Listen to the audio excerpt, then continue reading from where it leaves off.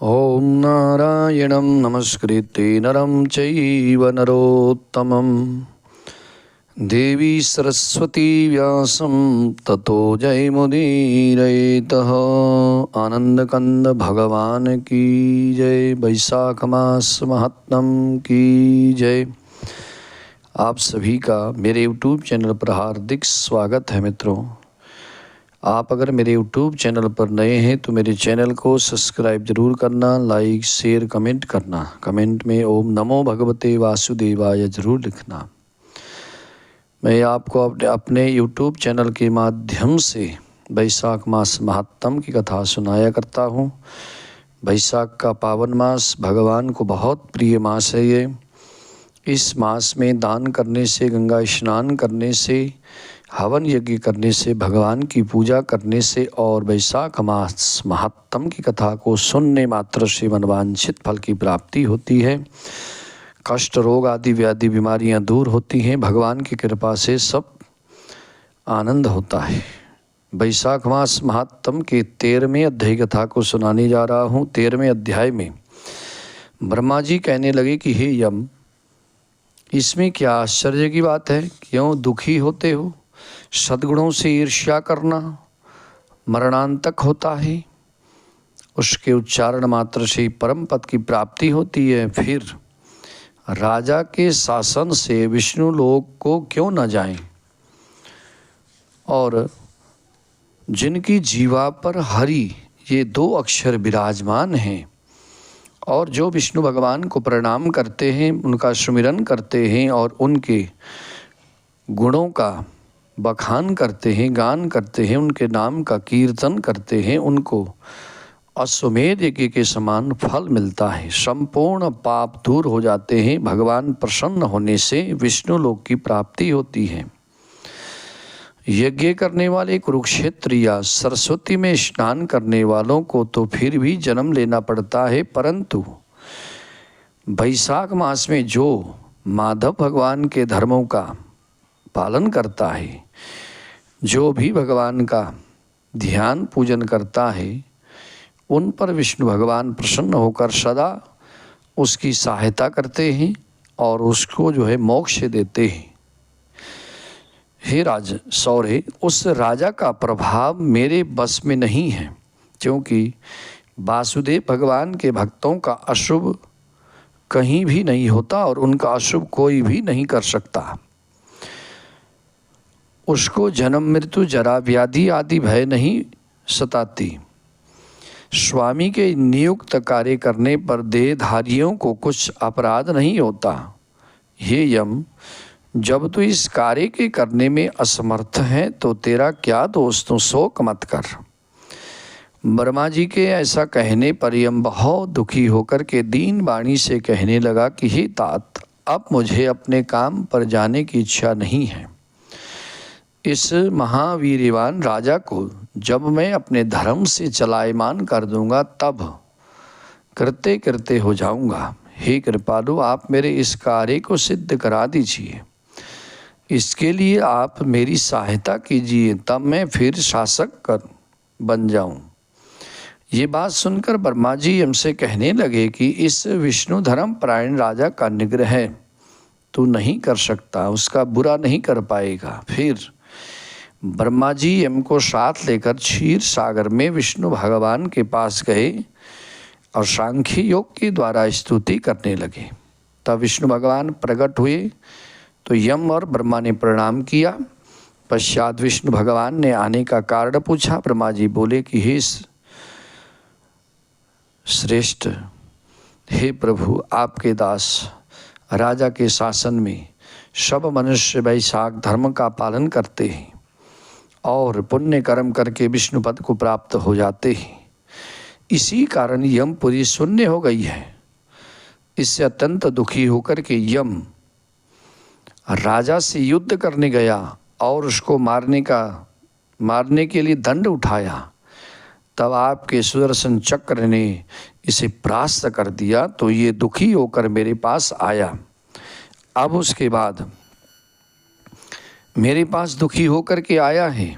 हम आपके महात्मा भक्त को दंड देने की सामर्थ्यता नहीं रख सकते हैं, क्योंकि जो आपका भक्त है उसको हम दंड नहीं दे सकते। अतएव हे महाविभो, हे प्रभु, हे महाविभो, हम आपकी शरण में आए हैं, इसलिए हे प्रभु उस राजा को दंड देकर आप अपने यम की रक्षा कीजिए। ब्रह्मा जी के वाक्य सुनकर भगवान विष्णु हंसे और ब्रह्मा जी तथा यम से बोले, मैं लक्ष्मी तथा प्राण और देह श्रीवत्स कौस्तुभ मणि तथा वैजंती माला श्वेत द्वीप वैकुंठ धाम क्षीर सागर शेष नाग और गरुड़ का त्याग कर सकता हूँ, परंतु मेरे ऐसे भक्तों को कदापि मैं नहीं त्याग सकता जिन्होंने मेरे लिए जीवन में संपूर्ण भोग का त्याग कर दिया हो, सब कुछ मेरे लिए कर रहे हों, प्राण छोड़ दिए हों,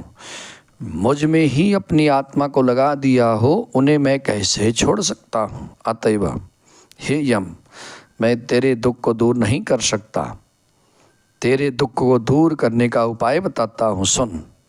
उस राजा को मैंने 10 सहस्त्र वर्ष की आयु दी है, उसमें से 8 सहस्त्र बीत चुके हैं, अब 2 सहस्त्र वर्ष ही आयु भोग कर वो मेरी भक्ति को प्राप्त हो जाएगा।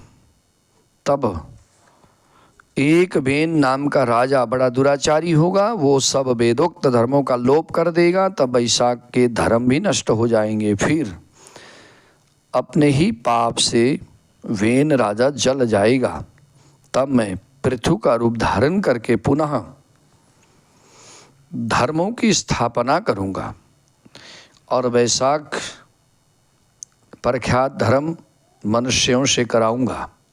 इस प्रकार हे यम, तेरे कार्य की सिद्धि तब हो जाएगी।